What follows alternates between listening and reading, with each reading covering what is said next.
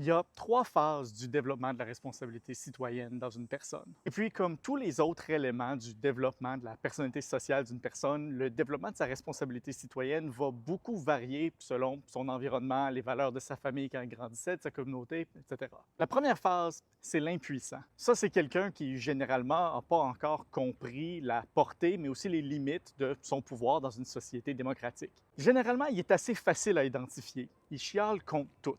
Ça, c'est généralement parce que les choses ne sont pas exactement comme il veut, et puis comme il sait qu'il n'est pas capable de les changer par lui-même pour que ce soit précisément ce qu'il veut, ben, il a l'impression qu'il n'a aucun pouvoir du tout. La meilleure façon de l'engager, lui, puis de l'aider à se développer, c'est de lui montrer des petites choses qu'il peut faire qui vont concrètement améliorer sa situation. La deuxième phase, c'est le client. Le client, il a essentiellement une relation transactionnelle avec la société, le gouvernement ou l'État. Il se dit que tant que lui, il continue à remplir sa part de ses obligations, exercer les petites choses qu'il est capable de faire, ben, il s'attend à recevoir des choses du gouvernement en retour. Lui aussi, il est généralement assez facile à identifier. C'est celui qui va souvent se définir comme quelqu'un qui a payé des taxes alors qu'il veut avoir des bons services du gouvernement en retour. Et puis ça, en passant, c'est parfaitement légitime. C'est juste pas une vision particulièrement complète de notre responsabilité sociale. Pour l'engager encore plus, lui, et puis l'aider à se développer encore plus loin, une bonne chose à faire, c'est lui demander qu'est-ce qu'il ferait si un jour il n'était plus capable de remplir ses obligations. Est-ce qu'il serait prêt à accepter de l'aide pour lui et sa famille le temps qu'il en a besoin? Est-ce qu'il serait prêt à en offrir aussi? Et puis après ça, on arrive à la troisième phase, le citoyen. Le citoyen, lui, il réalise que sa responsabilité envers la société ne s'arrête pas à juste ce que lui reçoit. Ça va aussi jusqu'à ce que les autres ont besoin de lui à l'intérieur de ce qu'il est capable d'offrir. Ça ne veut pas dire qu'il donne tout ce qu'il y a aux autres, c'est pas ça. Mais ça veut dire qu'il réalise que le gouvernement, l'État, c'est juste des proxys pour lui.